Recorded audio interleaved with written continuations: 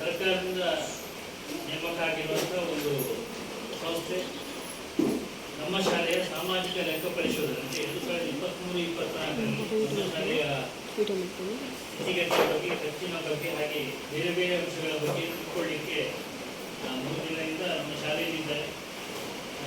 ಅವರ ಲೆಕ್ಕ ಪರಿಶೋಧನೆ ನಡೀತಾ ಇದೆ. ಆ ಕಾರ್ಯಕ್ರಮದ ಕೊನೆಯ ಅಂಗ ಪಾಲಕರ ಸಭೆಯ ಅಧ್ಯಕ್ಷತೆಯನ್ನು ವಹಿಸಿರುವಂಥ ನಮ್ಮ ಶಾಲೆಯ STMC ಅಧ್ಯಕ್ಷರಾಗಿರುವಂತಹ ಶ್ರೀಮತಿ ಲಲಿತಾ ಅವರನ್ನು ನಮ್ಮೆಲ್ಲರ ಪರವಾಗಿ ಸ್ವಾಗತಿಸಿದ್ದಾರೆ. ಅದೇ ರೀತಿ ಈ ಲೆಕ್ಕ ಪರಿಶೋಧನಾ ತಂಡದ ಮುಖ್ಯಸ್ಥರು ಆಗಿರುವಂತಹ ಶ್ರೀ ಹರೀಶ್ ಜಿ ಅವರನ್ನು ನಮ್ಮೆಲ್ಲರ ಪರವಾಗಿ ಸ್ವಾಗತಿಸಿದ್ದಾರೆ. ಹಾಗೆ ಇನ್ನೊಂದು ನಮ್ಮ ಈಗಿನ ನೂತನ ಅಧ್ಯಕ್ಷರು, ಈ ಸಾಲಿನಲ್ಲಿ ಆಯ್ಕೆಯಾದಂತಹ ಶಾಲಾಭಿವೃದ್ಧಿ ಸಮಿತಿಯ ಅಧ್ಯಕ್ಷರಾಗಿರುವಂಥ ಶ್ರೀ ರಮೇಶ್ ಆಚಾರ್ಯ ಅವರನ್ನು ನಮ್ಮೆಲ್ಲರ ಪರವಾಗಿ ಹಾಗೆ ಈ ಕಾರ್ಯಕ್ರಮಕ್ಕೆ ಆಗಮಿಸಿದಂಥ ಎಲ್ಲ ಪೋಷಕರನ್ನು ಶಾಲೆಯ ಪರವಾಗಿ ಹಾಗೂ ಇಲಾಖೆಯ ಪರವಾಗಿ ಹೃತ್ಪೂರ್ವಕವಾಗಿ ಸ್ವಾಗತಿಸ್ತಾ ಇದ್ದಾರೆ.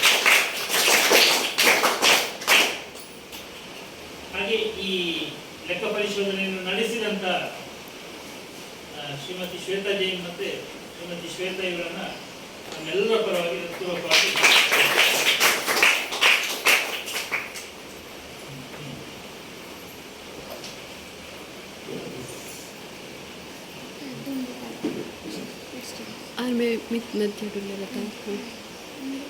ಇವತ್ತಿನ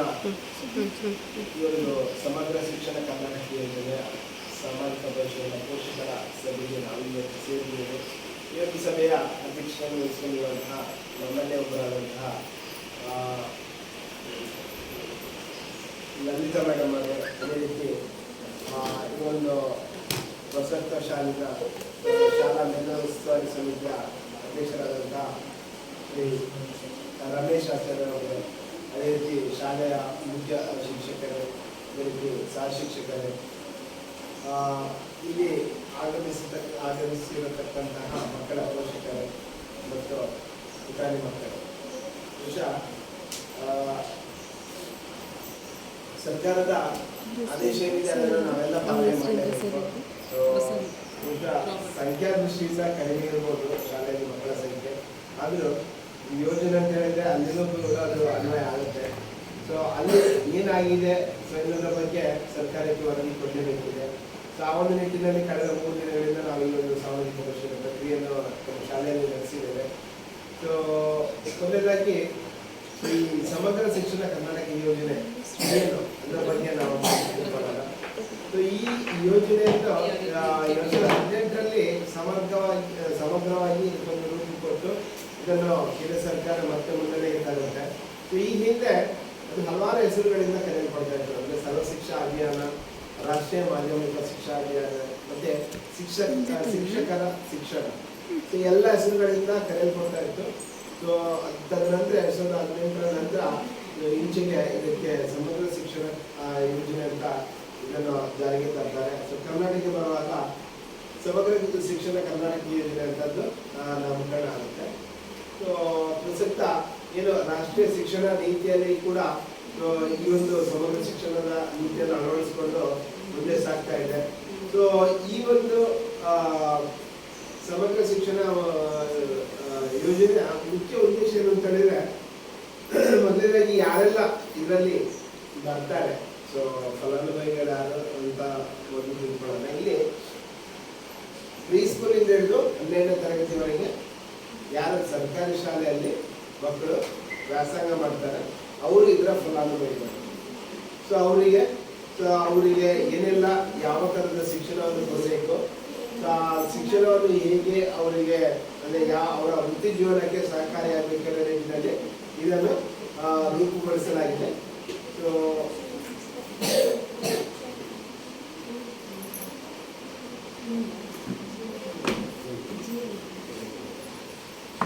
ಮೊದಲನೇದಾಗಿ ಈ ಸಮಗ್ರ ಶಿಕ್ಷಣ ಕರ್ನಾಟಕ ಯೋಜನೆಯಲ್ಲಿ ಯಾವುದೇ ರೀತಿಯ ಒಂದು ಸರ್ವರಿಗೂ ಸಮಾನವಾದ ಮತ್ತು ಉಚಿತ ಶಿಕ್ಷಣ ಎಲ್ಲರಿಗೂ ಸಿಗುವಂತಾಗಬೇಕು. ಅದೇ ರೀತಿ ಯಾವುದೇ ರೀತಿಯ ಲಿಂಗ ತಾರತಮ್ಯ ಇರಬಾರ್ದು, ಜಾತಿ ವ್ಯವಸ್ಥೆ ಇರಬಾರ್ದು. ಸೊ ಏನು ಅವರಿಗೆ ಗುಣಮಟ್ಟದ ಶಿಕ್ಷಣವನ್ನು ಕೊಡಬೇಕು. ಆ ಗುಣಮಟ್ಟದ ಶಿಕ್ಷಣ ಅವರ ಮುಂದೆ ಅವರ ವೃತ್ತಿ ಜೀವನಕ್ಕೆ ಪೂರಕ ಆಗಬೇಕು ಎನ್ನುವ ನಿಟ್ಟಿನಲ್ಲಿ ಆ ಒಂದು ಶಿಕ್ಷಣ ನೀತಿಯನ್ನು ಅಳವಡಿಸಿಕೊಂಡು ಒಂದು ಯೋಜನೆಯಲ್ಲಿ ಅದನ್ನು ಕಾರ್ಯಗತಗೊಳಿಸ್ತಾ ಇದ್ದಾರೆ. ಸೊ ಇವಾಗ ಏನಂತ ಹೇಳಿದ್ರೆ ಆ ಏನು ಯೋಜನೆ ಅನುಷ್ಠಾನ ಆಗಿದೆ ಆ ಯೋಜನೆಯಲ್ಲಿ ಏನಾದರೂ ಲೋಪದೋಷಗಳು ಇದೆಯಾ, ಅದು ಆ ಯೋಜನೆಯಲ್ಲಿ ಇನ್ನಷ್ಟು ಪರಿಣಾಮಕಾರಿಯಾಗಿ ಯಾವ ರೀತಿ ಅದನ್ನು ಮಾರ್ಪಾಡು ಮಾಡಿಕೊಳ್ಬಹುದು, ಇದಕ್ಕೆ ಪೂರಕವಾಗಿ ಅದನ್ನು ಯಾವ ರೀತಿ ತಿಳ್ಕೋಬೇಕೆನ್ನೋದ್ರ ಬಗ್ಗೆ ಚರ್ಚೆ ನಡೆಸಿ ಒಂದು ಸಾಮಾಜಿಕ ಪರಿಶೀಲನೆ ನಡೆಸಿ ಅದರ ಮುಖಾಂತರ ವರದಿಯನ್ನು ತೆಗೆದುಕೊಂಡು ಆ ಮೂಲಕ ಬದಲಾವಣೆಗೆ ಅವಕಾಶ ಮಾಡಿಕೊಡುವ ನಿಟ್ಟಿನಲ್ಲಿ ಸರ್ಕಾರ ಈ ಒಂದು ಪ್ರಕ್ರಿಯೆಗೆ ತೊಡಗಿಸಿಕೊಂಡಿದೆ. ಈ ಒಂದು ಸಾಮಾಜಿಕ ಪರಿಶೀಲನೆ ನಡೆಸಬೇಕು ಅಂತ ಹೇಳಿದ್ರೆ ಅದರಲ್ಲಿ ಹಲವಾರು ಏನು ಪೂರಕವಾಗಿ ಹಲವಾರು ಕೆಲಸ ಕಾರ್ಯಗಳನ್ನು ಸರ್ಕಾರ ತೆರೆಮರೆಯಲ್ಲಿ ನಡೆಸಿದೆ.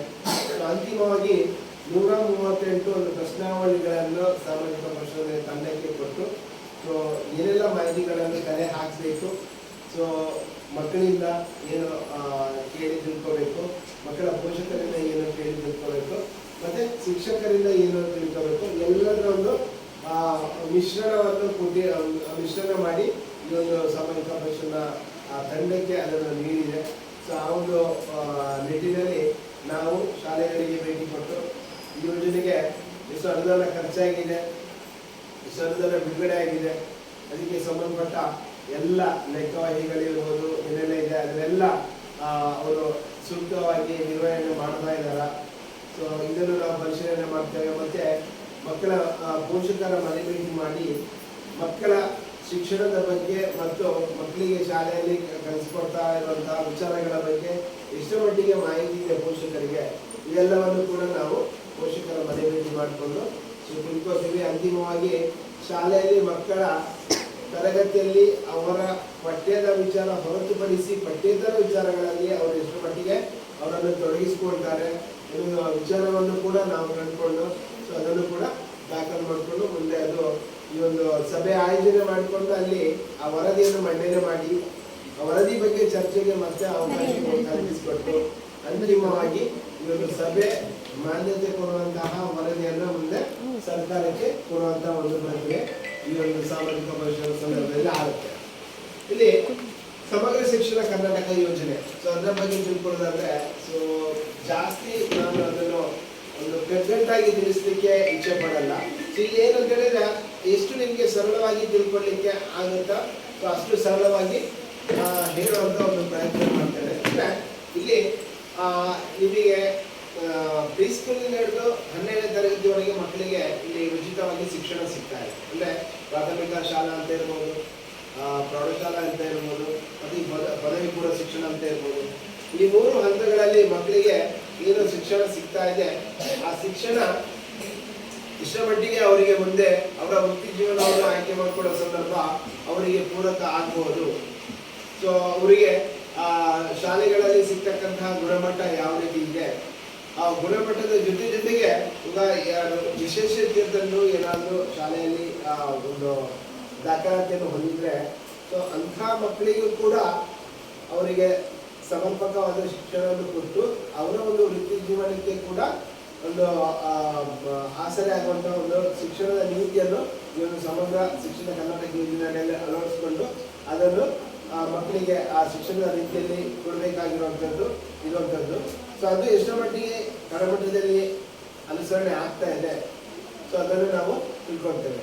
ಸೊ ಇಲ್ಲಿ ಮಕ್ಕಳು ಪ್ರತಿಯೊಂದು ಹಂತದಲ್ಲಿ ಅವರ ಒಂದು ಬೆಳವಣಿಗೆ ಆಗ್ತಾನೆ ಇರುತ್ತೆ. ಅಂದರೆ ಪ್ರಾಥಮಿಕ ಹಂತಕ್ಕೆ ಪ್ರೌಢ ಹಂತಕ್ಕೆ ಬರುವಾಗ ಅವರಲ್ಲಿ ಬದಲಾವಣೆಗಳು ನಿರೀಕ್ಷಿತ. ಸೊ ಏನು ಆ ಮಗು ಅದು ಪ್ರೌಢ ಹಂತಕ್ಕೆ ಬರುವಾಗ ಅವರಲ್ಲಿ ಕೆಲವೊಂದು ವಿಶೇಷ ಅಭಿರುಚಿಗಳು ಅವರಿಗೆ ಆ ಸಂದರ್ಭದಲ್ಲಿ ವಿಶೇಷ ಅಭಿರುಚಿಗಳನ್ನು ಅವನು ಕಂಡುಕೊಳ್ತಾನೆ ಒಂದು ಮಗು. ಸೊ ಆ ವಿಶೇಷ ಅಭಿರುಚಿಗಳನ್ನು ಮಕ್ಕಳ ಪೋಷಕರು ಮನೆಯಲ್ಲಿ ಅದನ್ನು ಗುರುತಿಸಿ ನೋಡಬೇಕು. ಭಾಳ ಹತ್ತಿರದಿಂದ ಗುರುತಿಸುವವರು ಅವರೇ. ಯಾಕಂದ್ರೆ ಸೊ ಯಾವಾಗಲೂ ಪೋಷಕರು ಮಕ್ಕಳ ಹತ್ರ ಭಾಳ ಹತ್ತಿರದಲ್ಲಿ ಇರ್ತಾರೆ. ಶಾಲೆಯಲ್ಲಿ ಶಾಲಾ ಅವಧಿಯಲ್ಲಿ ಮಾತ್ರ ಮಕ್ಕಳು ಶಾಲೆಯಲ್ಲಿ ಇರ್ತಾರೆ. ಮತ್ತೆ ಮನೆಯಲ್ಲಿರುವಂಥದ್ದು. ಸೊ ಹಾಗಾಗಿ ಯಾವುದೇ ಒಂದು ವಿಶೇಷ ಆಸಕ್ತಿ ಮಗುವಿಗೆ ಅವರಿಗೆ ಇದೆ ಅಂತ ಹೇಳಿದ್ರೆ ಬಹಳ ಹತ್ತಿರದಿಂದ ಅದನ್ನು ನೋಡಿ ಹೆತ್ತವರಾದವರು ಅದನ್ನು ಮತ್ತೆ ಅಲ್ಲಿಗೆ ಬಿಡಬಾರ್ದು, ಅದನ್ನು ಮತ್ತೆ ಶಾಲೆಯಲ್ಲಿ ಸಂಬಂಧಪಟ್ಟ ಶಿಕ್ಷಕರ ಗಮನಕ್ಕೆ ತರಬೇಕು. ನನ್ನ ಮಗನಿಗೆ ಈ ಒಂದು ವಿಚಾರದಲ್ಲಿ ಬಹಳ ಆಸಕ್ತಿ ಇದೆ ಸರ್ ಅಂತ. ಸೊ ಅವಾಗ ಏನಾಗುತ್ತೆ, ಆ ನಿಮ್ಮ ಮಕ್ಕಳ ವಿಶೇಷ ಅಭಿರುಚಿಯನ್ನು ಮತ್ತೆ ಶಾಲೆಯಲ್ಲಿ ಶಿಕ್ಷಕರು ಗಮನಿಸ್ತಾರೆ. ಅವಾಗ ಆ ಶಿಕ್ಷಕರಿಗೆ ಅವರಿಗೆ ಯಾವ ಹಂತದಲ್ಲಿ ಏನು ನೆರವು ಕೊಡಬೇಕು, ಯಾವ ರೀತಿ ಉತ್ತೇಜನ ಕೊಡಬೇಕು ಅನ್ನೋದನ್ನು ತಿಳ್ಕೊಳ್ಳಿಕ್ಕೆ ಅವರಿಗೂ ಕೂಡ ಅನುಕೂಲ ಆಗುತ್ತೆ. ಸೊ ಅವಾಗ ಏನಾಗುತ್ತೆ, ಒಟ್ಟಾರೆಯಾಗಿ ಅವನ ಒಂದು ಆಸಕ್ತಿಗೆ ಒಂದು ಉತ್ತೇಜನ ಕೊಟ್ಟು ಮತ್ತೆ ಅದನ್ನು ನಾವು ಪೋಷಣೆ ಮಾಡಿ ಬೆಳೆಸಿದಾಗ ಅವನಿಗೆ ಒಂದು ದೊಡ್ಡ ಮಟ್ಟದ ಒಂದು ಹಿಡಿತ ಇದರಲ್ಲಿ ಸಿಗುತ್ತೆ. ಸೊ ಅದು ಮುಂದೆ ಅವರು 12ನೇ ತರಗತಿ ಪಾಸಾಗಿ ಹೊರಗಡೆ ಬರುವಾಗ ಅವನ ವೃತ್ತಿ ಜೀವನವನ್ನು ಆಯ್ಕೆ ಮಾಡ್ಕೊಳ್ಳೋ ಸಂದರ್ಭದಲ್ಲಿ ಅವನಿಗೆ ಬಹಳಷ್ಟು ಸಹಕಾರಿ ಆಗುತ್ತೆ. ಸೊ ಆ ನಿಟ್ಟಿನಲ್ಲಿ ಪ್ರತಿಯೊಂದು ಅಂಶವನ್ನು ಮಕ್ಕಳ ಒಂದು ವಿದ್ಯಾಭ್ಯಾಸದ ಅವಧಿಯಲ್ಲಿ ನಾವು ಗಮನಿಸಿ ಪೋಷಕರಾದವರು ಅದನ್ನು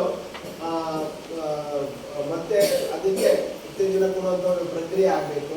ಸೊ ಅದೇ ರೀತಿ ಇಲ್ಲಿ ಈ ಒಂದು ಸಮಗ್ರ ಶಿಕ್ಷಣ ಯೋಜನೆ ಅಡಿಯಲ್ಲಿ ಮಕ್ಕಳು ಹಂತ ಹಂತವಾಗಿ ಶಿಕ್ಷಣವನ್ನು ಪಡೆದು ಕೊನೆಯದಾಗಿ ಪದವಿ ಪೂರ್ವ ಶಿಕ್ಷಣವನ್ನು ಮುಗಿಸಿ ಹೊರಗಡೆ ಬರ್ತಾರೆ. ಆ ಹೊರಗಡೆ ಬರುವ ಸಂದರ್ಭದಲ್ಲಿ ಅವರಿಗೆ ಮತ್ತೆ ಸ್ಪರ್ಧಾತ್ಮಕ ಜಗತ್ತು ಎದುರಾಗುತ್ತೆ. ಸೊ ಅಲ್ಲಿ ಏನಾಗುತ್ತೆ, 12ನೇ ತರಗತಿ ಪಾಸಾಗಿ ಹೊರಗಡೆ ಬರುವಾಗ ಖಾಸಗಿ ಶಾಲೆಯಲ್ಲಿ ಕೂಡ ಕಲಿತಂತಹ ಮಕ್ಕಳು ದೊಡ್ಡ ಸಂಖ್ಯೆಯಲ್ಲಿ ಬಂದಿರ್ತಾರೆ. ಸೊ ಇಲ್ಲಿ ಈ ನಮ್ಮ ಸರ್ಕಾರಿ ಶಾಲೆಯಲ್ಲಿ ಓದಿದಂತಹ ಯಾವುದೇ ಮಕ್ಕಳು 12ನೇ ತರಗತಿ ಪಾಸಾಗಿ ಹೊರಗಡೆ ಬರುವಾಗ ಅವರ ವೃತ್ತಿ ಜೀವನವನ್ನು ಆಯ್ಕೆ ಮಾಡಿಕೊಳ್ಳುವ ಸಂದರ್ಭ ಬರುವಾಗ ಅವರು ಯಾವುದೇ ಕಾರಣಕ್ಕೆ ಅವರಿಗೆ ಹಿನ್ನಡೆಯಾಗಬಾರ್ದು. ಅವರು ಕಲಿತಂತಹ ಶಿಕ್ಷಣ ಅವರನ್ನು ಈ ಒಂದು ವೃತ್ತಿ ಶಿಕ್ಷಣವನ್ನು ಆಯ್ಕೆ ಮಾಡಿಕೊಳ್ಳುವ ಸಂದರ್ಭದಲ್ಲಿ ಅವರಿಗೆ ಅದು ನೆರವಾಗಬೇಕು. ಆ ಖಾಸಗಿ ಶಾಲೆಯಲ್ಲಿ ಕಲಿತಂತಹ ಮಕ್ಕಳಿಗೆ ಯಾವುದೇ ರೀತಿಯಲ್ಲಿ ಇವರು ಕಡಿಮೆ ಇಲ್ಲ. ಸೊ ಇವರು ಕೂಡ ಅವರಿಗೆ ಸರಿಸಮನಾಗಿ ನಿಂತಿದ್ದಾರೆ, ನಿಲ್ಬೇಕು ಅನ್ನೋ ನಿಟ್ಟಿನಲ್ಲಿ ಅದಕ್ಕೆ ಒತ್ತು ಕೊಟ್ಟು ಈ ಒಂದು ಸಮಗ್ರ ಶಿಕ್ಷಣ ಯೋಜನೆಯನ್ನು ವಿನ್ಯಾಸಗೊಳಿಸಲಾಗಿದೆ.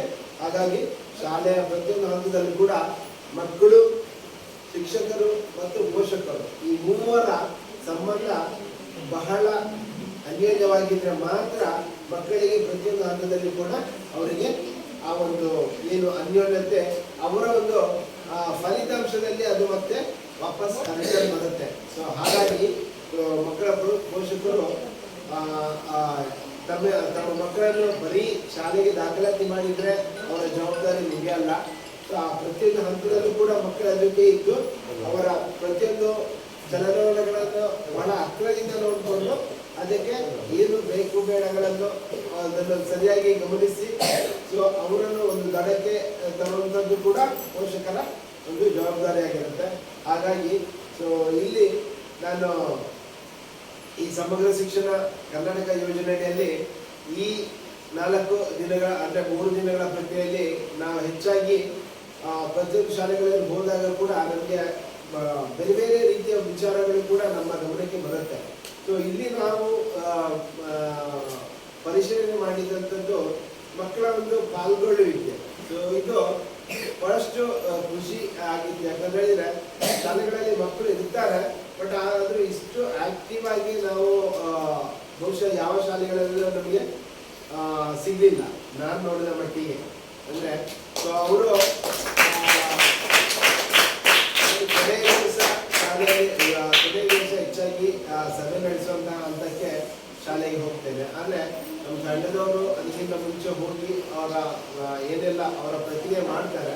ಸೊ ಆದರೂ ನನ್ನ ಗಮನಕ್ಕೆ ಬಂದಿಲ್ಲ. ಯಾಕಂತೇಳಿದ್ರೆ ಆಕ್ಟಿವ್ ಆಗಿ ಒಂದು 2-3 ಹೊರತುಪಡಿಸಿ ಇವರೆಲ್ಲರೂ ಅವರವರ ಒಂದು ಏನು ಅವರ ಆಕ್ಟಿವ್ನೆಸ್ ಅದು ನಮಗೆ ನೇರವಾಗಿ ಗೋಚರಿಸುವಂಥದ್ದು. ಅವ್ರು ಏನೇ ಮಾಡದಿದ್ರು ಕೂಡ ನಾನು ಬಂದ ಕೂಡಲೇ ಇವರನ್ನು ಒಂಚೂರು ಗಮನಿಸಿ ಬರೀ ಅವರ ಹೆಸರು ಏನು ಅಂತ ಕೇಳೋದು ಇದನ್ನು ಕೊಟ್ಟೆ.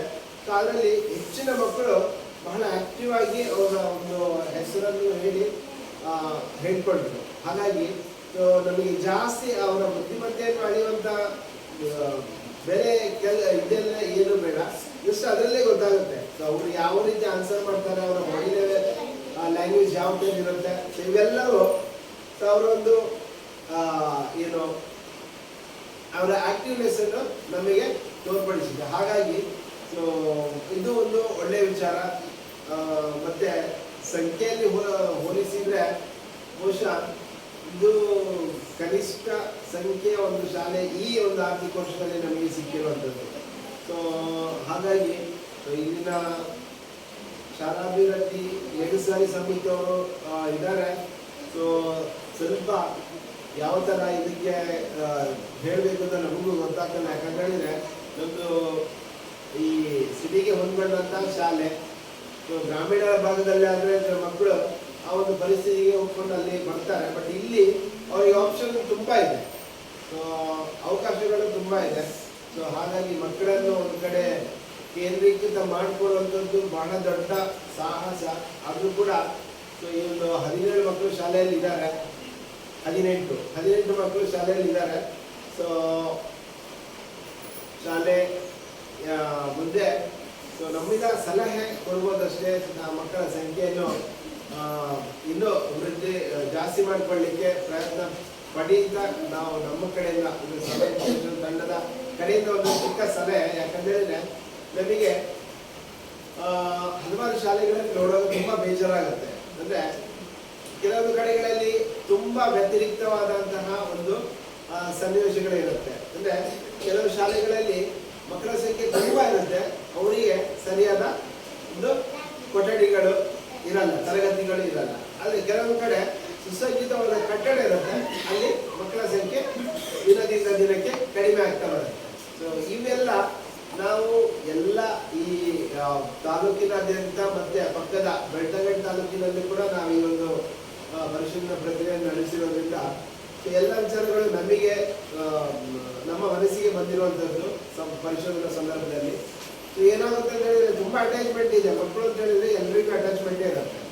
ಅಂದರೆ ಆ ಮಕ್ಕಳ ಸಂಖ್ಯೆ ದಿನದಿಂದ ದಿನಕ್ಕೆ ಕಡಿಮೆಯಾಗಿ ಒಂದೊಂದು ದಿನ ಶಾಲೆ ಮುಚ್ಚುವಂತಹ ಸಂದರ್ಭ ಬಂದಾಗ ಅಲ್ಲಿ ಒಂದು ಸುಸಜ್ಜಿತವಾದ ಕಟ್ಟಡ ಇದ್ರೂ ಕೂಡ ಮತ್ತೆ ಅದು ಶಾಲೆ ಮುಚ್ಚಿದ ನಂತರ ಅದು ಮತ್ತೆ ವಾಪಸ್ ಅದನ್ನು ತೆರೆಯಲ್ಲ.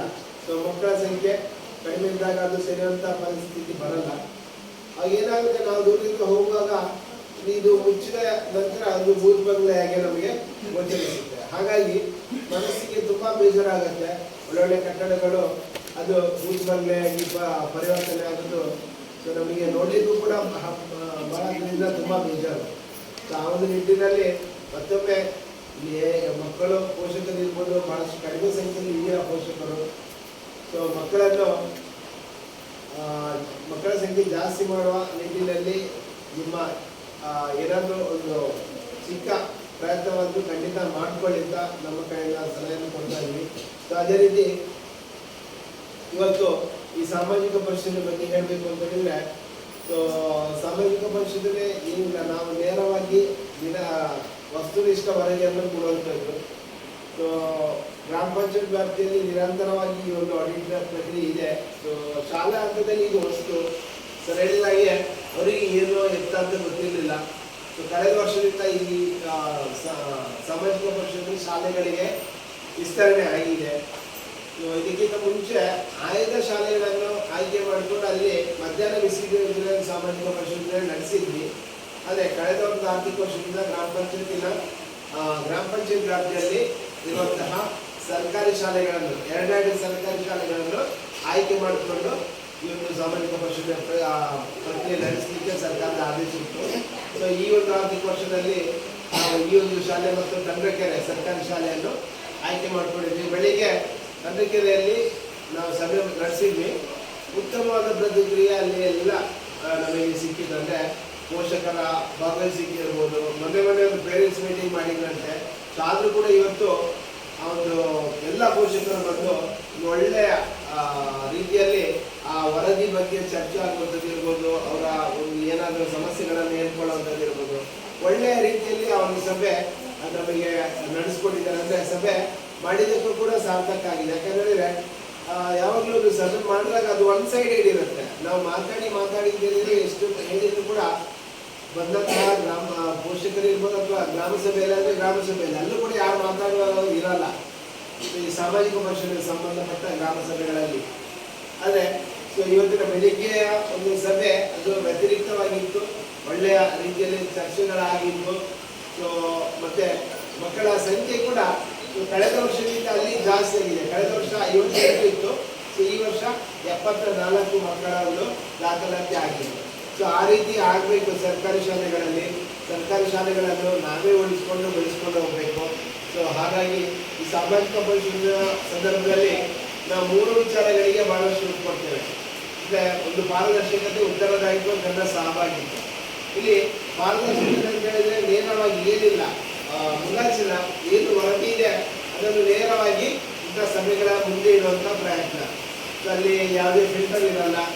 ಸೊ ಏನು ನಾವು 3 ದಿನಗಳಲ್ಲಿ ನಿಮ್ಮ ಜೊತೆ ಕೇಳಿದಂತಹ ವರದಿಗಳು ಮತ್ತು ನಾವು ಕಂಡುಕೊಂಡಂತಹ ವರದಿಗಳು ಅದನ್ನು ನೇರವಾಗಿ ಸಭೆಯ ಮುಂದೆ ಹಾಜರುಪಡಿಸುವಂತಹ ಒಂದು ಪ್ರಯತ್ನ.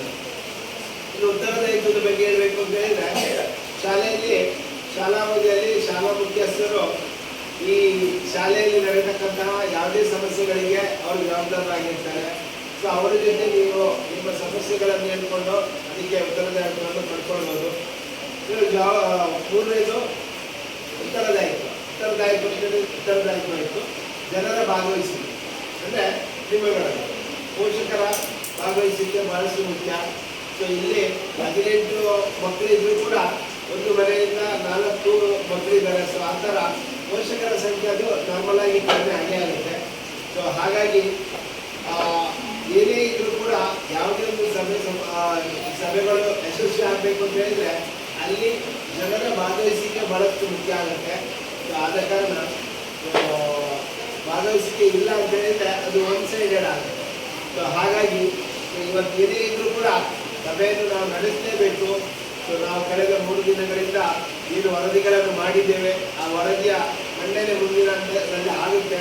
ಸೊ ಅದರ ಬಗ್ಗೆ ನಿಮ್ಮ ಏನೇ ಅಭಿಪ್ರಾಯಗಳಿದ್ರೂ ಕೂಡ ಅದನ್ನು ನಮ್ಮ ಜೊತೆ ಹಂಚ್ಕೊಳ್ಳಿ. ಸೊ ಅದೇ ರೀತಿ ಮಕ್ಕಳು ಇವತ್ತು ಬಹಳ ಶಾಂತ ಚಿತ್ತರಾಗಿ ಕೇಳ್ತಾ ಇದ್ದಾರೆ 8ನೇ ತರಗತಿ ಮಕ್ಕಳು. ಯಾಕಂತೇಳಿದರೆ ಸೊ ಮುಂದೆ ಪ್ರೌಢಶಾಲಾ ಹಂತದಲ್ಲಿ ಶಿಕ್ಷಣವನ್ನು ಪಡೆಯುವಂಥ ಮಕ್ಕಳು. ಸೊ ನಿಮ್ಮಲ್ಲಿ ನಾನು ಹೇಳೋದಿಷ್ಟೇ, ಯಾವುದೇ ಕಾರಣಕ್ಕೆ ನಿಮ್ಮಲ್ಲಿ ಯಾವುದೇ ಒಂದು ವಿಶೇಷ ಅಭಿರುಚಿಗಳು ಇದ್ದರೂ ಕೂಡ ಆ ಅಭಿರುಚಿಯನ್ನು ನೀವು ಅನುಭವದಲ್ಲಿ ನಿಲ್ಲಿಸಬೇಡಿ. ಸೊ ಅದನ್ನು ಮುಂದುವರಿಸ್ಕೊಂಡು ಹೋಗಿ. ಸೊ ಸಂಬಂಧಪಟ್ಟ ಶಿಕ್ಷಕರು ಇದ್ದಾಗ ಅವ್ರ ಜೊತೆ ಕೇಳಿಕೊಳ್ಳಿ, ಸರ್ ಈ ಥರ ಇದೆ, ನಾನು ಏನು ಮಾಡಬೇಕು ಈ ಥರ. ನಿಮ್ಮ ಏನಾದರೂ ನಿಮಗೆ ಸಮಸ್ಯೆಗಳು ಬಂದಾಗ ಜೊತೆ ಸಂಬಂಧಪಟ್ಟ ಶಿಕ್ಷಕರ ಜೊತೆ ಮಾತಾಡಿ.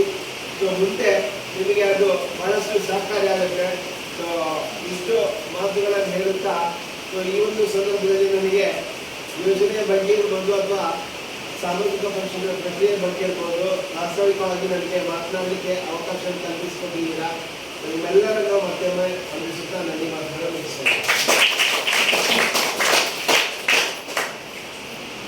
ಈಗ ನಮ್ಮ ಶಾಲೆಯಲ್ಲಿ 3 ದಿನಗಳ ನಂತರ ಸಾಮಾಜಿಕ ಲೆಕ್ಕ ಪರಿಶೋಧನೆಯ ವರದಿಯನ್ನು ಮಂಡಿಸಿದ್ದಾರೆ ಶ್ರೀಮತಿ ಶ್ವೇತಾ.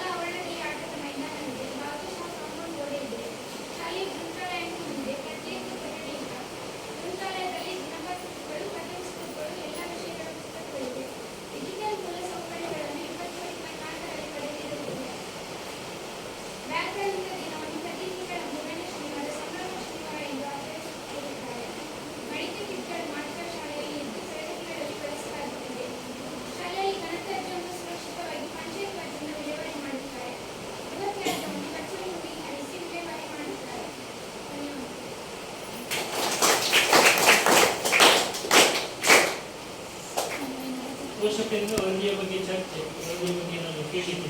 ಅಣ್ಣ ಬರೆದಣ್ಣ ಅಂತಿರುತ್ತದೆ ಅಷ್ಟೇನಾ? ಅವತ್ತಿಸ ಯಾರಾದ್ರೇನಾದ್ರೂ ಕೇಳಿದ್ರೆ ಕೇಳ್ಬೋದು ಪೋಷಕರು. ಅವತ್ತಿಸ ಬರಲ್ಲ ವಿಡಿಯೋ ದಿಪ್ಪನ ಕಣ್ಣು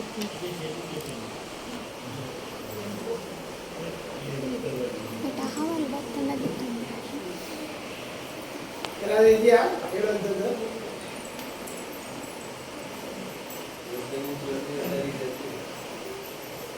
ಅಂದ್ರೆ ಹೇಳಿ, ಯಾಕಂತೇಳಿದ್ರೆ ಇಮಿಡಿಯೇಟ್ ಅದು ಚೇಂಜಸ್ ಆಗಲ್ಲ, ಒಂದೊಂದು ದಿನ ಖಂಡಿತ ಚೇಂಜಸ್ಗೆ ಅವಕಾಶ ಇದೆ. ಸೊ ಏನೇ ಇದ್ರೂ ಕೂಡ ನಾವು ಅದನ್ನು ಇದರಲ್ಲಿ ದಾಖಲು ಮಾಡ್ಕೊಳ್ತೇವೆ ವರದಿಯಲ್ಲಿ.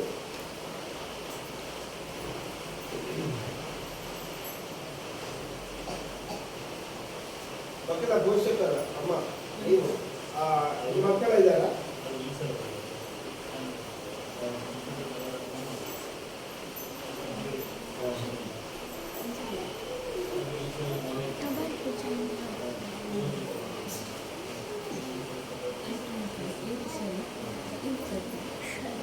ನೀವು ಮಕ್ಕಳಿಗೆ ಗುಡ್ ಟಚ್ ಬ್ಯಾಡ್ ಟಚ್ ಬಗ್ಗೆ ಹೇಳ್ಕೊಡ್ತಾರೆ ಶಾಲೆಯಲ್ಲಿ? ಹೇಳಿದಾರ? ಗೊತ್ತಿದೆ. ಏನು ಬುಧವಾರ ಏನು ಪ್ರೋಗ್ರಾಮ್ ಆಯಿತು ಶಾಲೆಯಲ್ಲಿ? ಹಿಂದಿನ ವಾರ ಶಾಲೆಯಲ್ಲಿ ಏನು ಪ್ರೋಗ್ರಾಮ್ ಆಯಿತು?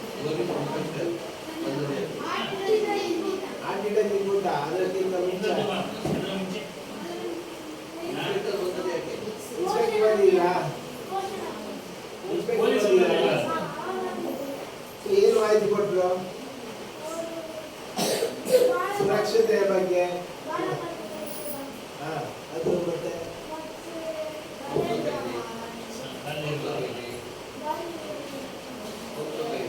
ಕೇಳಿದ್ದೀರಾ?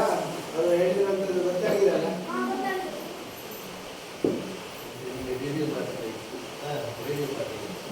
ರೇಡಿಯೋ ಪಾಠ ಕೇಳಿದ್ದೀರಾ?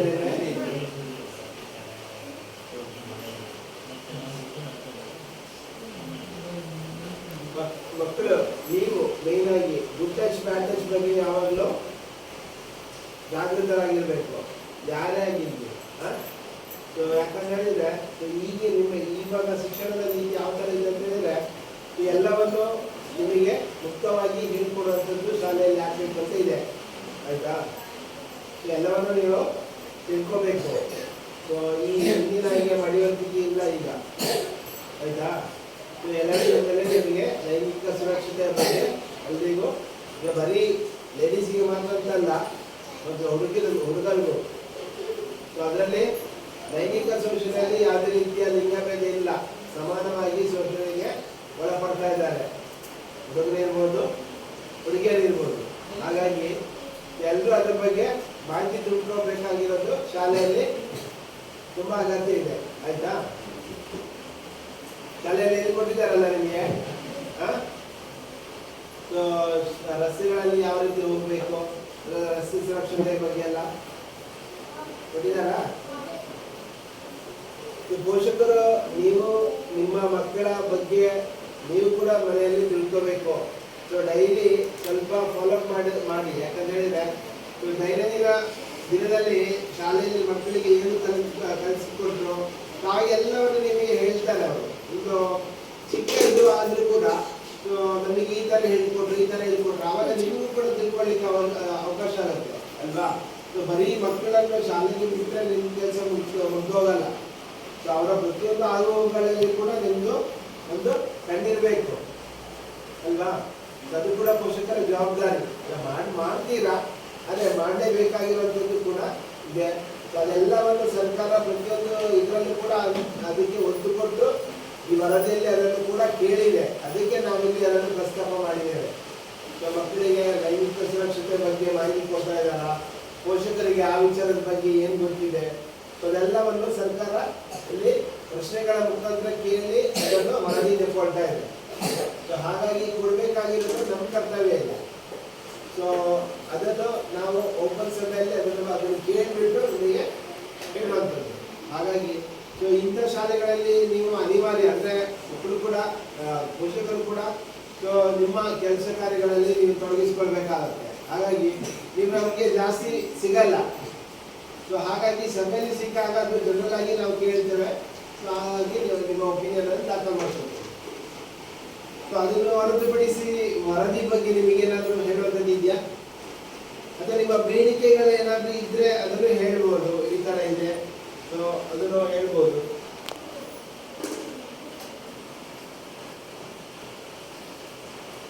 ಏನಿಲ್ವಾ? ಸಲಹೆ ಸೂಚನೆಗಳಿದ್ರು ಕೂಡ ಕೊಡ್ಬೋದು.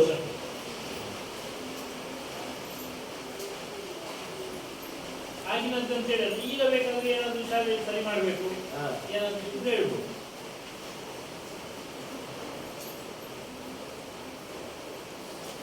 ಸೊ ಏನೂ ಇಲ್ಲ ಅಂತ ಹೇಳಿದ್ರೆ ಒಂದು ಚಪ್ಪಾಳೆ ತಟ್ಟಿ ವರದಿಗೆ ನಮಗೆ ಅಲ್ಲ. ಹೌದು, ನಿಮ್ಮ ಅಪ್ಪ ಅಮ್ಮ ಅಜ್ಜ ಅಜ್ಜಿ ಬಂದವರಿಗೆ ಅವರು ಅವರಿಗೆ ಚಪ್ಪಾಳೆ ಮಾಡ್ತಾರೆ.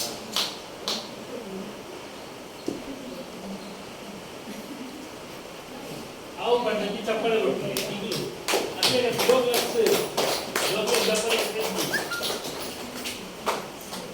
ಮತ್ತೆ ಚಪ್ಪಾಳೆ ಹೊಡಿ.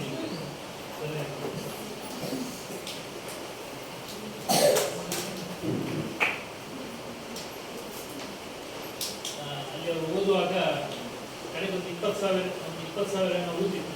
ನಿಮ್ಮ ಗಮನಕ್ಕೆ ಬಂದಿತ್ತು ಅಂದರೆ ಆ ವರ್ಷ ನಾನು ಬಂದ ಫಸ್ಟ್ ಇಯರ್ ಮಾರ್ಚ್ ಏಪ್ರಿಲ್ನಲ್ಲಿ ನಾನು ಮಾರ್ಚ್ ರಜೆ ಸಿಕ್ಕಿದ ನಂತರ ರಜೆ ಸಿಕ್ಕಿದ ನಂತರ ಇಡೀ ಶಾಲೆಯ ಪೇಂಟಿಂಗ್ ಆಗಿದೆ. ನಿಮಗೆ ಗೊತ್ತಿರ್ಬೋದು, ಇಡೀ ಶಾಲೆಯ ಪೇಂಟಿಂಗ್ ಮಾಡಿದೆ, ಪೈಪ್ ಕನೆಕ್ಷನ್ ಮಾಡಿದೆ, ಅದನ್ನೆಲ್ಲ ಮಾಡಿದ್ದೇವೆ ಆ ಹಣದಲ್ಲಿ. ಅಧ್ಯಕ್ಷರ ದಸ್ತರು ತಗೊಂಡು ಬೇಕಾದ ಪೇಂಟ್ ತಂದಿದ್ದೇವೆ, ಬ್ರಷ್ ತಂದಿದ್ದೇವೆ, ನಮ್ಮ ಈಗ ಕೊಟ್ಟಿದ್ದು ಪೇಂಟಿಂಗ್ ಎಲ್ಲ ಮಾಡಿದ್ದೇವೆ. ಆ ವರ್ಷ ನಾನು ಫಸ್ಟ್ ಬಂದದ್ರಿಂದ ನಾವು ಹೊರಗೆ ತುಂಬ ತಲೆಬಿಸಿ ಮಾಡಲಿಲ್ಲ ಫಸ್ಟಿಗೆ. ಮಾರ್ಚಿನ ನಂತರ ಆಗ ಇದ್ದದ್ದು ನಾನು ಇನ್ನೊಬ್ಬರು ಗೆಸ್ಟ್ ಟೀಚರ್ ಇದ್ದು, ಸುಷ್ಮಿತಾ ಇದ್ದು, ನಮಗೆ ಪಾಠ ಮಾಡೋದ್ರಲ್ಲೇ ಆಗ್ತಾಯಿತ್ತು. ಶಾಲೆ ಯಾವಾಗ ರಜೆ ಸಿಕ್ತಿತ್ತು ಅದರ ನಂತರ ಎಷ್ಟು ಸಾಧ್ಯ ಅಷ್ಟೆಲ್ಲ ಕೆಲಸ ಮಾಡಿದೆ. ಅದರಿಂದ ಹಣ ಖರ್ಚಾಗಿದೆ. ಶಾಲೆಯಲ್ಲಿ ಪಾಠ ಯಾವುದು ನಾವು ಮಕ್ಕಳಿಗೆ ಕಡಿಮೆ ಮಾಡಲಿಲ್ಲ. ನಮ್ಮಿಂದ ಎಷ್ಟು ಸಾಧ್ಯ ಉಂಟು ಅಷ್ಟನ್ನು ಆಗುವಷ್ಟು ಮಾಡಿದ್ದೇವೆ. ಇನ್ನೊಂದು ಸರ್ ಹೇಳಿದಾಗೆ ಕಿರುಕುಳದ ಬಗ್ಗೆ, ಮಕ್ಕಳ ಕಿರುಕುಳದ ಬಗ್ಗೆ ಈಗಿನ ದಿನದಲ್ಲಿ ಶಾಲೆಯಲ್ಲಿ ಆಗುವುದಕ್ಕಿಂತ ಹೆಚ್ಚಾಗಿ ಮನೆಯಲ್ಲಿದ್ದವರಿಂದಲೇ ಆಗ್ತಾ ಇರುವ ಒಂದು ನಾವು ಪೇಪರಲ್ಲೆಲ್ಲ ನೋಡಿದರೆ ಕಂಪ್ಲೇಂಟ್ ಬರುವಂಥದ್ದು ನೋಡಿದರೆ ಮನೆಯಲ್ಲಿರುವವರಿಂದಲೇ ಒಬ್ಬರಿಂದ ಆಗ್ತದೆ. ಹುಡುಗಿಯರಿಗೆ ಆಗ್ಬೋದು, ಹುಡುಗರಿಗೆ ಆಗ್ಬೋದು. ನಿನ್ನೆ ಅವರಿಗೆ ಮಕ್ಕಳಿಗೆ ಕ್ರಮದಲ್ಲಿ ಹೇಳಿದೆ ಕುತ್ಕೊಳ್ಳಿಸಿ, ಅರ್ಧ ಗಂಟೆ ಹುಡುಗರನ್ನು ಬೇರೆ ಕುತ್ಕೊಳ್ಳಿಸಿ ಅವರಿಗೆ ಹೇಳಿದೆ ಏನೆಲ್ಲ ಆಗ್ತದೆ ಅಂತಂದ್ರೆ ನೀವು ಮನೆಯಲ್ಲಿ ಸ್ವಲ್ಪ ನೋಡಿಕೊಳ್ಳಿ. ಯಾಕಂತ ಹೇಳಿದರೆ ಮನೆಯಲ್ಲಿ ಆದದ್ದು ನಮಗೆ ಗೊತ್ತಾಗುದಿಲ್ಲ, ಮಕ್ಕಳು ಬಂದು ನಮ್ಮ ಹತ್ರ ಹೇಳುವುದಿಲ್ಲ. ನಿನ್ನೆ ಹೇಳಿದೆ ನಾವು ಮನೆಯಲ್ಲಿ ಆದರೆ ಸರ್ ನನ್ನ ಹತ್ರ, ಒಂದು ಸರ್ ಹತ್ರ, ಒಂದು ಟೀಚರ್ ಹತ್ರ ಒಂದು ಹೇಳಿ ಅಂತೇಳಿ. ಯಾಕೆಂದರೆ ಕೆಲವು ಸಲ ಮಕ್ಕಳೇನಾಗ್ತದೆ ಅದನ್ನು ತಲೆಗೆ ತಗೊಂಡು ಹೋದ್ರೆ ಅವ್ರು ಬೇರೆ ಎಲ್ಲಿಯೂ ಹೇಳುದಿಲ್ಲ, ನಿಮ್ಮ ಹತ್ರ ಮನೆಗೆ ಹೇಳಿಕ್ಕೆ ಆಗುದಿಲ್ಲ. ಈಗ ಚಿಕ್ಕಮ್ಮನ ಬಗ್ಗೆ, ಚಿಕ್ಕಮ್ಮನ ಬಗ್ಗೆ ಮನೆಯಲ್ಲಿ ಅಪ್ಪನ ಹತ್ರ ಹೇಳಿದ್ರೆ ಅಪ್ಪ ಹೇಳ್ತಾರೆ ಅದನ್ನು ಹುಲಿಯವರು ಅದು ಮಲ್ತಿದ್ದೀರ ಅಂತ ಹೇಳ್ತಾರೆ. ಆದರೆ ಅದು ಮುಂದೆ ಕಂಟಿನ್ಯೂ ಆದರೆ ಮಕ್ಕಳ ತಲೆಗೆ ಹೋಗ್ತದೆ, ಮಕ್ಕಳು ಎಜುಕೇಷನ್ನಿಂದ ದೂರ ಹೋಗ್ತಾರೆ, ಸೈಲೆಂಟ್ ಆಗಿ ಕೂತ್ಕೊಳ್ತಾರೆ, ಒಂದು ಮಾತು ಮಾತಾಡೋದಿಲ್ಲ. ಮುಂದೆ ಹೋದಾಗೆ ಕಷ್ಟ ಆಗ್ತದೆ. ಅದಕ್ಕೋಸ್ಕರ ಆದಷ್ಟು ನೀವು ಮನೆಯಲ್ಲಿ ಅಂಥದ್ದು ಯಾವುದು ಯಾರಿಗೂ ಸಮಸ್ಯೆ ಆಗಿದಾಗೆ ನೋಡಿಕೊಂಡ್ರೆ ಒಳ್ಳೆಯದು.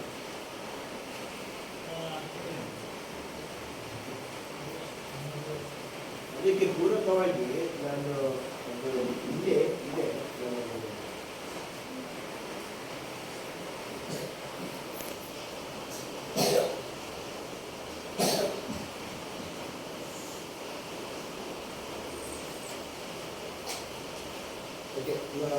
ಲೈಂಗಿಕ ಕಿರುಕುಳ ಬಗ್ಗೆ. ಸೊ ಮಕ್ಕಳಿಗೆ ನಾರ್ಮಲ್ ಆಗಿ ಕ್ವಶನ್ ಕೇಳಿದ್ರೆ ಅವರಿಂದ ಆನ್ಸರ್ ನಿರೀಕ್ಷೆ ಮಾಡೋದು ಕಷ್ಟ. ಸೊ ಹಾಗಾಗಿ ಆ ಮಕ್ಕಳ ಪೋಷಣನ್ನು ಕೂಡ ನಾವು ಪೋಷಕರಿಗೆ ಕೇಳುವಂಥದ್ದು ನಮಗೆ ಇವಾಗ ನಮ್ಮ ಈ ಒಂದು ಪ್ರಕ್ರಿಯೆಯಲ್ಲಿ ಅದನ್ನು ಪಾಲಿಸ್ತಾ ಬರ್ತಿದ್ದೇವೆ. ಸೊ ಅಲ್ಲಿ ಸರ್ಕಾರ ಎಷ್ಟೋ ಮಟ್ಟಿಗೆ ಪ್ರತಿಯೊಂದು ಮಕ್ಕಳ ಬಗ್ಗೆ ಕಾಳಜಿ ವಹಿಸ್ತದೆ ಅಂತ ಹೇಳಿದ್ರೆ ಸೇಫ್ ಟಚ್ ಮತ್ತು ಅನ್ಸೇಫ್ ಟಚ್ ಬಗ್ಗೆ, ಅದೇ ಗುಡ್ ಟಚ್ ಬ್ಯಾಡ್ ಟಚ್, ಸೊ ಅದ್ರ ಬಗ್ಗೆ ಕೇಳಿದೆ. ಮತ್ತು ಅದು ಆ ಮಕ್ಕಳಿಗೆ ಲೈಂಗಿಕ ಕಿರುಕುಳಕ್ಕೆ ಒಳಪಟ್ಟಾಗ ಮಕ್ಕಳ ವರ್ತನೆ ಯಾವ ರೀತಿ ಇರುತ್ತೆ ಅಂತ ಅದನ್ನು ಕೂಡ ಪಟ್ಟಿ ಮಾಡಿದೆ. ಸೊ ಆ ಕಿರುಕುಳಕ್ಕೆ ಒಳಪಡೋ ಸಂದರ್ಭದಲ್ಲಿ ಯಾವ ಥರ ಇರುತ್ತೆ ಅಂದರೆ ತರಗತಿಯಲ್ಲಿ ಉದ್ದೇಶಪೂರ್ವಕವಾಗಿ ಒಬ್ಬರನ್ನೇ ಉಳಿಯುವಂತೆ ಮಾಡೋದು, ಸ್ಟಾಫ್ ರೂಮ್ಗೆ ಒಬ್ಬರನ್ನೇ ಬರಲಿಕ್ಕೆ ಹೇಳೋದು, ಪದೇ ಪದೇ ನಿಂದಿಸುವುದು ಮತ್ತು ಹೊಗಳುವುದು, ಇತರ ವಿದ್ಯಾರ್ಥಿಗಳಿಂದ ಬೇರ್ಪಡಿಸುವುದು, ತರಗತಿಯಲ್ಲಿ ಬೇಡವಾದ ಮತ್ತು ಅವಶ್ಯಕತೆ ಇಲ್ಲದ ಬೇರೆ ಬೇರೆ ವಿಷಯಗಳನ್ನು ಮಾತಾಡುವುದು, ಅನಾವಶ್ಯಕವಾಗಿ ಮಾತಾಡುವುದು, ವಿನಾಕಾರಣ ಸ್ಪರ್ಶಿಸುವುದು. ಸೊ ಇವೆಲ್ಲ ಲೈಂಗಿಕ ಕಿರುಕುಳದ ಒಂದು ನಮಗೆ ಅದು ಸೂಚ್ಯವಾಗಿ ತಿಳಿಸುವಂಥದ್ದು. ಸೊ ಅದು ಮಕ್ಕಳು ಜಾಸ್ತಿ ಅದನ್ನು ಹೇಳಲ್ಲ. ಸೊ ಹಾಗಾಗಿ ನಮಗೆ ಅದರ ಬಗ್ಗೆ ಒಂದು ಸ್ಪಷ್ಟವಾದ ಮಾಹಿತಿ ಸಿಗಲ್ಲ. ಅದಕ್ಕೆ ಗಮನಾಗಿ ನಾವು ಪೋಷಕರಿಗೆ ಅದನ್ನು ಕೇಳ್ತೇವೆ. ಮಕ್ಕಳು ನಿಮ್ಗೆ ಯಾರಿಗಾದ್ರು ಹಾಗೆ ನಾವು ಯಾರಾದ್ರೂ ಮಾಡಿದ್ದೇವಾ? ಈಗ ಅವರು ಹೇಳಿದನ್ನು ಓದಿ ಕೇಳಿದಾರ, ಶಾಲೆಯಲ್ಲಿ ನಿಮ್ಗೆ ಅಂಥದ್ದೇನಾದ್ರೂ ಆಗಿಲ್ಲ? ಮನೊಬ್ಬರನ್ನೇ ಸಂಜೆ ಹೊತ್ತು ಇಲ್ಲಿ ಅಂತ ಹೇಳುದು, ಮುಟ್ಟುದು, ಕರ್ಸ್ ಕಳೆಯುದು, ಬೇಕಂತಲೇ ಜೋರು ಮಾಡುದು ಅಥವಾ ಬೇಕಂತಲೇ ಮುದ್ದು ಮಾಡುದು ಅಂಥದ್ದೇನಾದ್ರೂ ಆಗಿಲ್ಲ? ಅಂಥ ಪ್ರಕರಣಗಳು ಆದಾಗ ಸೊ ನೀವು ನಿಮ್ಮ ಪೋಷಕರಲ್ಲಿ ತಿಳಿಸಬೇಕು ಅಥವಾ ಶಾಲಾ ನಾವೇನಾದ್ರೂ ಮಾಡಿದ್ರೆ ಮನೆಗೆ ಹೋಗಿ ಹೇಳಿ. ಹಾ ಗೊತ್ತಾಯ್ತಾ? ಮನೆಯಲ್ಲಿ ಯಾರಿಗಾದ್ರೂ ಬಸ್ಸಿನಲ್ಲಿ ರಿಕ್ಷಾದಲ್ಲಿ ಅಂಥದ್ದೇನಾದ್ರೂ ಅಂದ್ರೆ ಶಾಲೆಗೆ ಶಾಲಾ ಮುಖ್ಯಸ್ಥರಲ್ಲಿ ತಿಳಿಸಬೇಕು. ಆಯ್ತಾ? ಯಾವುದೇ ಕಾರಣಕ್ಕೆ ಅದನ್ನು ಮುಚ್ಚಿಡ್ಲಿಕ್ಕೆ ಹೋಗಬೇಡಿ ಎಲ್ಲರೂ. ಸೊ ಮತ್ತೆ ಅಂತ ಲೈಂಗಿಕ ಕಿರುಕುಳಕ್ಕೆ ಒಳಪಟ್ಟಾಗ ಮಕ್ಕಳಲ್ಲಿ ವರ್ತನೆ ಯಾವ ಥರ ಇರುತ್ತೆ ಅಂತ ಅದನ್ನು ಹೇಳಿದ್ದಾರೆ. ಸೊ ಮನೆಯಲ್ಲಿ ಮಗು ಮಾತನಾಡಿದ್ರೆ ಒಬ್ಬಳೇ ಇರುವುದು, ಶಾಲೆಗೆ ಹೋಗಲು ನಿರಾಕರಿಸುವುದು, ಶಾಲಾ ಶಿಕ್ಷಕರು ಸಿಬ್ಬಂದಿ ಬಗ್ಗೆ ವಿರೋಧ ಅಭಿಪ್ರಾಯ ವ್ಯಕ್ತಪಡಿಸುವುದು, ಶಾಲೆಗೆ ಹೋಗಲು ಹೆದರುವುದು, ಮಗು ಯಾವುದೇ ಕೆಲಸದಲ್ಲಿ ಆಸಕ್ತಿ ತೋರದಿರುವುದು, ಮಗು ಶಾಲೆಯಿಂದ ಶಾಲಾ ಅವಧಿ ಮುಗಿದ ನಂತರ ತಡವಾಗಿ ಮನೆಗೆ ಬರುತ್ತಿರುವುದು, ಇವೆಲ್ಲ ಮಕ್ಕಳಲ್ಲಿ ಬದಲಾವಣೆಗಳು ನಿಮಗೆ ಸಿಗ್ತದೆ ಅಂತ. ಅಂದರೆ ಲೈಂಗಿಕ ಕಿರುಕುಳಕ್ಕೆ ಒಳಪಟ್ಟ ನಂತರ ಸೊ ಈ ಎಲ್ಲ ಬದಲಾವಣೆಗಳು ಆಗ್ತದೆ. ಸೊ ಮಕ್ಕಳಲ್ಲಿ ಅಂಥ ಬದಲಾವಣೆಗಳು ಆದರೆ ಅಥವಾ ನೀವು ಅದನ್ನು ಗುರುತಿಸಿದ್ರೆ ನಿಮ್ಮ ಗಮನಕ್ಕೆ ಬಂದರೆ ಇಮಿಡಿಯೇಟ್ ಆಗಿ ಸಂಬಂಧಪಟ್ಟ ಶಿಕ್ಷಕರಿಗೆ ನೀವು ಮಾಹಿತಿಯನ್ನು ಯಾವುದೇ ವಿನಾಕಾರಣ ವಿಳಂಬ ಮಾಡದೆ ಅದನ್ನು ತಿಳಿಸಿಕೊಡಿ. ಯಾಕಂತ ಹೇಳಿದರೆ ಸೊ ಮತ್ತೆ ಅದು ಸಮಸ್ಯೆ ಆಗೋದು ಬೇಡ. ಆ ಒಂದು ನಿಟ್ಟಿನಲ್ಲಿ ನೀವು ಕ್ರಮ ತೆಕ್ಕೊಳ್ಳೇಬೇಕು ಪೋಷಕರು. ಯಾವುದೇ ಕಾರಣಕ್ಕೆ ಇದು ಮಾಡೋ ಅವಶ್ಯಕತೆ ಇಲ್ಲ. ಸೊ ಹಾಗಾಗಿ ಸೊ ಮಕ್ಕಳಲ್ಲಿ ಸಾಮಾನ್ಯವಾಗಿ ಈಗ ಸರ್ ಹೇಳಿದ್ರು ಲೈಂಗಿಕ ಕಿರುಕುಳಕ್ಕೆ ಒಳಪಡುವುದು ಅಂತ ಹೇಳಿದ್ರೆ ಸಾಮಾನ್ಯವಾಗಿ ನಮ್ಮ ಕುಟುಂಬದ ಒಳಗಡೆನೆ ನಾವು ಏನೋ ತುಂಬ ಹತ್ತಿರದಿಂದಲೇ ನಮಗೆ ಅಂಥ ಪ್ರಕರಣಗಳು ಆಗುವಂಥದ್ದು. ಸೊ ನಾವೇನೋ ಒಂದು ಇದಕ್ಕೆ ಬಿಟ್ಬಿಡ್ತೇವೆ, ಅವ್ರು ಏನು ಮಾಡಲ್ಲ ಅಂತ. ಬಟ್ ಸೊ ಅಲ್ಲೇ ಆಗುವಂತಹ ಇದು. ಸೊ ಅದನ್ನು ನೀವು ಸಾಕಷ್ಟು ಮಕ್ಕಳಿಗೆ ಸ್ವಲ್ಪ ನಾಜೂಕಾಗಿ ಸೊ ನಿಮ್ಮನ್ನು ಮಕ್ಕಳನ್ನು ವಿಶ್ವಾಸಕ್ಕೆ ತೆಗೆದುಕೊಂಡು ಎಲ್ಲ ವಿಚಾರಗಳನ್ನು ನೀವು ಮುಕ್ತವಾಗಿ ಅವರಿಗೆ ಹೇಳಿಕೊಡ್ಬೇಕು. ಸೊ ಈ ಥರ ಆದರೆ ಈ ಥರ ಆದರೆ ಅದನ್ನು ನನ್ನ ಗಮನಕ್ಕೆ ತರಬೇಕು ಅನ್ನೋ ಒಂದು ವಿಚಾರವನ್ನು ಮಕ್ಕಳ ಜೊತೆ ನೀವು ಹಂಚ್ಕೊಳ್ಳಿ. ಯಾವುದೇ ಕಾರಣಕ್ಕೆ ಅದನ್ನು ಮುಚ್ಚಿಡಬೇಡಿ. ಅಂತ ಪ್ರಕರಣಗಳು ಆದಾಗ ಸುಮ್ಮನೆ ನೀವು ಆ ಥರ ಇಲ್ಲ ನೀವು ಬಿಡು ಅದಾಯ್ತಲ್ಲ ಅಂತ ಆ ಥರ ಅದನ್ನು ಮುಚ್ಚಾಕ್ಲಿಕ್ಕೆ ಹೋಗಬೇಡಿ. ಮತ್ತೆ ಅದು ರಿಪೀಟ್ ಆಗುತ್ತೆ, ದೊಡ್ಡ ಸಮಸ್ಯೆ ಆಗುತ್ತೆ. ಸೊ ಹಾಗಾಗಿ ಎಲ್ಲಿ ಪ್ರಾರಂಭದಲ್ಲಿ ನಿಮಗೆ ಅಂಥ ಒಂದು ಪ್ರಕರಣಗಳು ಅಥವಾ ಒಂದು ವಿಷಯಗಳು ಗೊತ್ತಾಯಿತು ಅಂತ ಹೇಳಿದರೆ ಇಮಿಡಿಯೇಟ್ ಆಗಿ ಅದನ್ನು ವಿಷಯವನ್ನು ಸಂಬಂಧಪಟ್ಟವರ ಗಮನಕ್ಕೆ ತಂದು ಅದನ್ನು ಇತ್ಯರ್ಥಪಡಿಸಿಕೊಳ್ಳಲಿಕ್ಕೆ ನೀವು ಸಾಧ್ಯವಷ್ಟು ಪೋಷಕರು ಶ್ರಮಿಸಬೇಕು. ಸೊ ಮಕ್ಕಳು ಕೂಡ ನಿಮ್ಮ ಏನು ಶಾಲೆಗಳಲ್ಲಿ ಹೋಗುವಂಥದ್ದು ಇರ್ಬೋದು, ಶಾಲೆಯ ರಿಕ್ಷಾದಲ್ಲಿ ಇರ್ಬೋದು ಅಥವಾ ಬಸ್ಸಿನಲ್ಲಿ ಇರ್ಬೋದು ಅಂತ ಯಾವುದೇ ಒಂದು ಹೋದಂಥ ಸಂದರ್ಭದಲ್ಲಿ ನಿಮಗೆ ಅಂಥ ಅನುಭವಗಳು ಆಯಿತು ಅಂತ ಹೇಳಿದರೆ ಇಮಿಡಿಯೇಟ್ ಆಗಿ ನಿಮ್ಮ ಪೋಷಕರಿಗೆ ಮನೆಯಲ್ಲಿ ಹೇಳಿ. ಅಥವಾ ಶಾಲೆಗೆ ಬರುವಾಗ ನಿಮಗೆ ಅಂಥ ಪ್ರಕರಣಗಳು ಏನಾದರೂ ಆಯಿತು ಅಂತ ಹೇಳಿದರೆ ಸಂಬಂಧಪಟ್ಟ ಶಾಲಾ ಶಿಕ್ಷಕರ ಗಮನಕ್ಕೆ ತನ್ನಿ. ಆಯಿತಾ?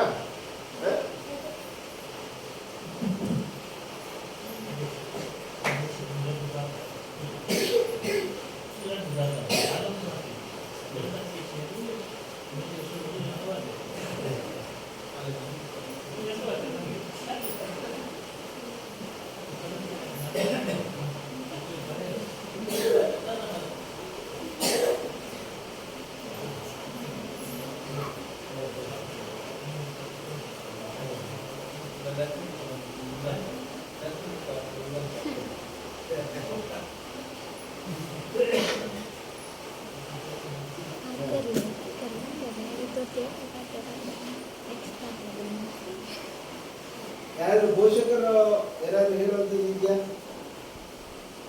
ಅಥವಾ ಶಾಲೆಯ ಬಗ್ಗೆ ಪ್ಲಸ್ ಇರ್ಬೋದು ಅಥವಾ ನಿಮ್ಮ ಅನಿಸಿಕೆಗಳು ಅವ್ರು ಯಾರು ಮಾತಾಡ್ತಾ ಇಲ್ಲ.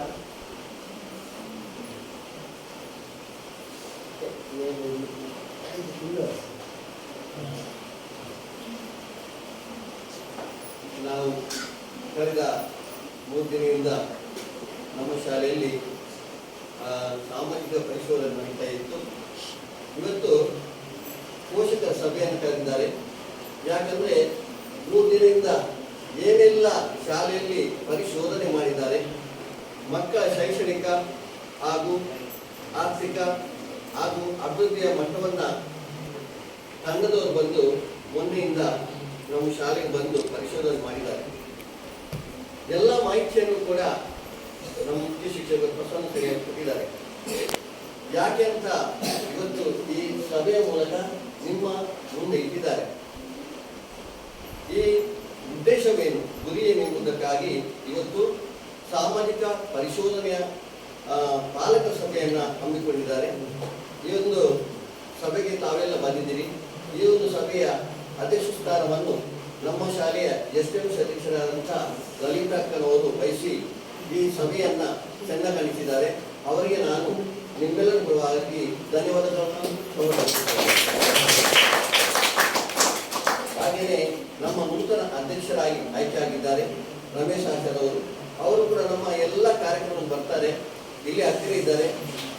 ಈ ಒಂದು ಸಭೆಯಲ್ಲಿ ಉಪಸ್ಥಿತರಿದ್ದು ನಮಗೆ ಸೂಚನೆ ನೀಡಿದ್ದಾರೆ ಶ್ರೀ ರಮೇಶ್ ಆಚಾರ್ಯವರಿಗೆ ನಿಮ್ಮೆಲ್ಲರ ಪರವಾಗಿ ಧನ್ಯವಾದಗಳು. ಸಾಮಾಜಿಕ ಪರಿಶೋಧನೆಯ ಮುಖ್ಯಸ್ಥರಾಗಿ ಇವತ್ತು ನಮ್ಮೊಂದಿಗಿದ್ದಾರೆ ಹರೀಶ್ ಜಿ ಅವರು. ಅವರು ಸ್ಥೂಲ ಪರಿಚಯ, ಈ ಒಂದು ಸಾಮಾಜಿಕ ಪರಿಶೋಧನೆ ಯಾಕೆ ಮಾಡುವುದು, ಏನು ಅಗತ್ಯ, ಮುಂದೆ ಏನು ಮಾಡಬಹುದು, ಹಿಂದೆ ಏನೆಲ್ಲ ಮಾಡಿದ್ದಾರೆ, ಶಾಲೆಯ ಬಗ್ಗೆ ಎಲ್ಲ ಪರಿಶೋಧನೆ ಮಾಡಿ ಇವತ್ತು ತಮ್ಮ ಪಾಲಕರ ಮುಂದೆ ಇಟ್ಟಿದ್ದಾರೆ. ಹಾಗೆಯೇ ಕೆಲವೆಲ್ಲ ಮಾಹಿತಿ ನಮ್ಮ ಜೊತೆಗೆ ಇತರ ಮಾಹಿತಿಯನ್ನು ಕೊಟ್ಟಿದ್ದಾರೆ. ಇಡೀ ಇನ್ನು ಮುಂದೆ ಏನಾಗಬೇಕು ಎಂಬುದನ್ನು ಕೂಡ ಈ ಸಾಮಾಜಿಕ ಪರಿಶೋಧನೆಯಲ್ಲಿ ಮಾಡಿದ್ದಾರೆ. ಅಂದರೆ ಈ ಸಮಗ್ರ ಶಿಕ್ಷಣ ಕರ್ನಾಟಕದ ಈ ಅನುದಾನ ಬಂದು ಅದು ಏನೆಲ್ಲ ಬಳಕೆ ಆಗುತ್ತದೆ ಎಂಬುದನ್ನು ಪರಿಶೀಲನೆ ಮಾಡಿದ್ದಾರೆ. ಅದು ತಮ್ಮ ಮುಂದೆ ಇವತ್ತು ಪ್ರಸ್ತುತ ಮಾಡಿದ್ದಾರೆ. ಹಾಗೆಯೇ ವರದಿಯನ್ನು ಕೂಡ ಮುಂದೆ ಇಟ್ಟಿದ್ದಾರೆ. ಇಡೀ 3 ದಿನದಿಂದ ಇಟ್ಟಂತಹ ಎಲ್ಲ ವರದಿಯನ್ನ ತಮ್ಮ ಮುಂದೆ ಓಪನ್ ಆಗಿ ಎಲ್ಲರಿಗೆ ತಿಳಿಯಲಿಕ್ಕೆ ಅವರು ಇವತ್ತು ಪ್ರಸ್ತುತಪಡಿಸಿದ್ದಾರೆ, ಮಾಹಿತಿಯನ್ನು ಕೊಟ್ಟಿದ್ದಾರೆ. ಹರೀಶ್ ಸರ್ ಇವರಿಗೆ ನಮ್ಮ ಶಾಲಾ ಪರವಾಗಿ, STM ಅಧ್ಯಕ್ಷರ ಪರವಾಗಿ, ಮುಖ್ಯಸ್ಥರಾದಂಥ ಪ್ರಶಂಸನೆಯ ಪರವಾಗಿ, ಪೋಷಕರ ಪರವಾಗಿ, ಎಲ್ಲರ ಪರವಾಗಿ ಅನಂತ ಧನ್ಯವಾದಗಳನ್ನು ಸಮರ್ಪಿಸುತ್ತೇನೆ. ಹಾಗೆ ಮುಖ್ಯವಾಗಿ ನಮ್ಮೊಂದಿಗೆ ಇದ್ದವರು 3 ದಿನದಿಂದ ಎಲ್ಲ ಪರಿಶೀಲನೆ ಮಾಡಿದವರು ನಮ್ಮ ಶ್ವೇತಾ ಹಾಗೂ ಶ್ರೀಮತಿ ಶ್ವೇತಾ ಹಾಗೂ ಶ್ವೇತಾ ಜೈನ್, ಇಬ್ಬರು ಕೂಡ ಶ್ವೇತಾ. ಆದರೂ ನಮ್ಮೊಂದಿಗೆ ಎಲ್ಲ ಸೌಮ್ಯದಿಂದ ಮಾಹಿತಿಯನ್ನು ಕೇಳಿ 3 ದಿನ ಮಕ್ಕಳ ಜೊತೆಗೆ ನಮ್ಮ ಜೊತೆಗೆ ಬಹಳ ಒಂದು ಶಿಕ್ಷಕರಾಗಿ ಕೆಲಸ ಮಾಡಿದಾಗೆ ಕೆಲಸ ಮಾಡಿದ್ದಾರೆ. ತಮಗೆ ಶಾಲಾ ಪರವಾಗಿ ಎಲ್ಲರ ಪರವಾಗಿ ಅನಂತ ಧನ್ಯವಾದಗಳನ್ನು. ಹಾಗೆ ನಮ್ಮ ಶಾಲೆಯ ಮುಖ್ಯಸ್ಥರು ಮೊನ್ನೆಯಿಂದ ಮುಖ್ಯಸ್ಥರು ನಮ್ಮ ಜೊತೆಗೆ ಇದ್ದು ಎಲ್ಲ ಇವತ್ತಿನ ಈ ಸಭೆಯ ಎಲ್ಲ ಏನಿರ್ತಾರೆ ಹಂತಗಳನ್ನ ನಮ್ಮ ಮುಂದೆ ಇಟ್ಟು ಇದನ್ನು ಪ್ರಸ್ತುತಪಡಿಸಿದ್ದಾರೆ. ಪ್ರಸನ್ನ ಸಣ್ಣಿ ಸರ್ಗೆ ಧನ್ಯವಾದಗಳನ್ನು ಸಮರ್ಪಿಸುತ್ತೇವೆ. ಮುಖ್ಯವಾಗಿ ಇವತ್ತು ನಾವು ದಿಢೀರ್ನಿಂದಲೇ ಮುಂದೆ ಹೇಳಿದ್ದೆವು ಪೋಷಕರಿಗೆ, ನೀವು ಕೆಲಸದ ಒತ್ತಡದಲ್ಲಿ ಇದ್ದೀರಿ, ಬಂದಿದ್ದೀರಿ. ಇವತ್ತು ಖಂಡಿತವಾಗಿ 50% ಬಂದಿದ್ದಾರೆ, ಮಕ್ಕಳ ಮಹತ್ತಿಗೆ ಬಂದಿದ್ದೀರಿ. ಆದರೆ ಬಂದು ಈ ಒಂದು ಸಭೆಯ ಮುಖ್ಯ ಉದ್ದೇಶ ನಿಮ್ಮದೇ ಸಭೆ, ನಮ್ಮದಲ್ಲ, ಮಕ್ಕಳದಲ್ಲ. ಖಂಡಿತವಾಗಿ ಬಂದಿದ್ದೀರಿ. ತಮಗೆಲ್ಲರ ಪರವಾಗಿ ಅನಂತ ಧನ್ಯವಾದಗಳು ಸಮರ್ಪಿಸುತ್ತೇವೆ. ಹಾಗೆ ನಮ್ಮ ಜೊತೆಗೆ ನಮ್ಮ ಶಾಲೆಯಲ್ಲಿ ಉಚಿತವಾಗಿ ಸೇವೆ ಮಾಡುವಂಥವರು ಪ್ರತಿಭಾ ಟೀಚರ್ ಅವರು ನಮ್ಮ ಶಾಲೆಗೆ ಉಚಿತವಾಗಿ ಯಾವುದೇ ಹಣ ನೀಡದೆ ಉಚಿತವಾಗಿ ಬರ್ತಾರೆ. ತಮಗೆ ಕೂಡ ಧನ್ಯವಾದಗಳು ಸಮರ್ಪಿಸುತ್ತೇನೆ. ನಮ್ಮ ಶಾಲೆಯಲ್ಲಿ ಇರೋದು 18 ಮಕ್ಕಳಲ್ಲಿ ಮಕ್ಕಳು ಸ್ವಲ್ಪ ಮಾತನಾಡ್ತಾರೆ, ಕುತ್ಕೊಳ್ಳುವುದಿಲ್ಲ, ಆದರೆ ಆಕ್ಟಿವಿಟಿ ಜಾಸ್ತಿ ಅವರಿಗೆ. ನಾವು ಖಂಡಿತವಾಗಿ ಅವರನ್ನು ಸಜ್ಜುಗೊಳಿಸಿದ್ದೇವೆ. ಕೆಲವೊಮ್ಮೆ ಮಾತಾಡ್ತಾರೆ, ಆದರೆ ಒಳ್ಳೆಯ ಮಕ್ಕಳು ಸಿಕ್ಕಿದ್ದಾರೆ, ಒಳ್ಳೆಯ ಕಲಿಯುವಿಕೆ ಆಗಲಿ ಎಲ್ಲ ಚಟುವಟಿಕೆಯಲ್ಲಿ ಕೂಡ ಭಾಗವಹಿಸಿದ್ದಾರೆ. ನಾವು ಸ್ವಲ್ಪ ಜೋರು ಮಾಡ್ತೇವೆ, ಆದರೆ ಕೂಡ ಮತ್ತೆ ಇಲ್ಲ ಅವರಿಗೆ. ಹೇಗೆ ತಂದೆ ತಾಯಿ ಮನೆಯಲ್ಲಿರ್ತಾರೆ ಹಾಗೆ ನಾವು ಕೂಡ ಶಿಕ್ಷಕರು ಕೂಡ ಅವರ ಹಾಗೆ ಮಾಡ್ತಾರೆ. ಅದಕ್ಕಾಗಿ ಅವರಿಗೆ ಕೂಡ ಧನ್ಯವಾದಗಳು. ಎಲ್ಲರಿಗೆ ಧನ್ಯವಾದಗಳು. Attention. ಶ್ರೀ